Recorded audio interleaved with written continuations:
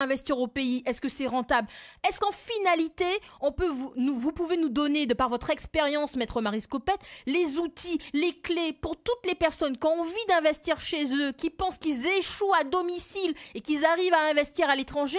Est-ce que ce matin, Maître, vous pouvez nous donner les astuces, les clés, les outils pour tout ça qui a gardé nous, pour qu'ils savent comment ils peuvent faire, comment ils solliciter les fonds européens, comment ils coubarrer les plus gros, parce qu'ils en ont marre. On est asphyxiés chaque jour que Dieu fait par ces lobbies justement qui nous oppressent. Tous ces l'automobile, l'habillement, le bricolage, partout tu ne peux pas sortir de ce carcan. Maître Marie Scopette, qui ça nous qu'a fait? Pas les banou. Qui ça nous qu'a fait? Ben voilà, nous avons des solutions très concrètes. Il faut abolir toutes les politiques coloniales et règles coloniales. Vous avez l'octroi de mer, qui est la règle coloniale par essence. Et je vous invite à regarder mes vidéos sur l'octroi de mer. L'octroi de mer naît du pacte colonial et vise à s'assurer que la colonie ne va rien produire. Et l'octroi de mer y parvient jusqu'à aujourd'hui. Et il n'est pas acceptable que des élus soutiennent l'octroi de mer.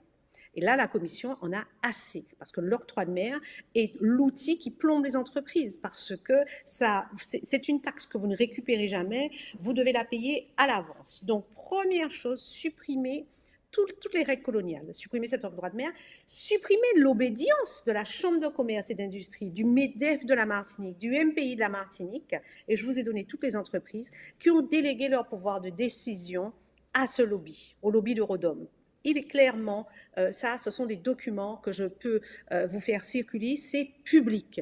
Donc, ces fonds européens, il faut aussi interroger la Commission et mettre la région qui est autorité de gestion face à ses responsabilités et exiger qu'à la prochaine programmation, c'est maintenant qu'elle se prépare la prochaine programmation, les entreprises, les PME puissent accéder aux fonds européens. On ne peut plus continuer à subventionner une économie coloniale. Au niveau des banques, pareil, on devrait exiger que les taux et les frais bancaires soient exactement les mêmes en Martinique qu'en France. Il n'est pas acceptable que le Martiniquais lambda sorte de chez lui, puisse acheter une voiture à plus de 100 000 euros, mais s'il veut contracter un prêt, il ne peut pas. Donc très clairement, nous avons une économie coloniale, une politique coloniale qui s'est appuyée aussi sur nos élus.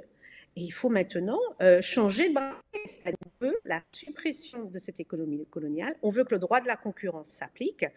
Et j'entendais l'entrepreneur martiniquais qui disait qu'il a introduit un recours en cassation. Je peux lui dire que le recours en cassation, c'est sûr, ça coûte très cher, ça enrichit certes les avocats, mais ce n'est pas un recours suspensif. Donc la procédure va continuer. Donc le recours de cassation, c'est risqué, ça coûte cher. Et ça ne va pas suspendre l'orientation aujourd'hui de l'hôtel de la Batelière. Donc, il faut savoir aussi, quand on entame des procédures, quelles sont un petit peu les portées. Et puis, comme on disait, voilà, maintenant, le Martiniquais ne peut pas dire « je ne sais pas ». Et on ne peut plus être dans une politique de revendication. D'un côté, le béquet, le noir, le mulâtre, le blanc, parce que ça, on est dans une espèce de passé.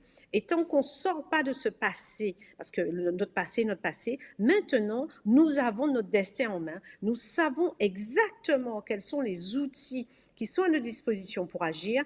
Et il faut arrêter de se dire, on attend quelque chose d'un élu, on attend... Non. Maintenant, nous avons des outils ouverts à tous. Le citoyen peut être entendu à Bruxelles. Moi, j'ai créé une association qui s'appelle le MOM, qui permet de faire entendre la voix des entreprises. Moi, je suis mandatée par des entreprises et des associations d'outre-mer pour représenter leurs intérêts et défendre leurs intérêts. Et je défends des multinationales et c'est quand même dommage que je n'ai pas plus de Guadeloupéens, de Martiniquais et qui ne fassent pas plus remonter leurs problématiques. Parce que ce sont... Mesdames, sans vous interrompre, maître, vous avez entendu jeunesse entrepreneuse.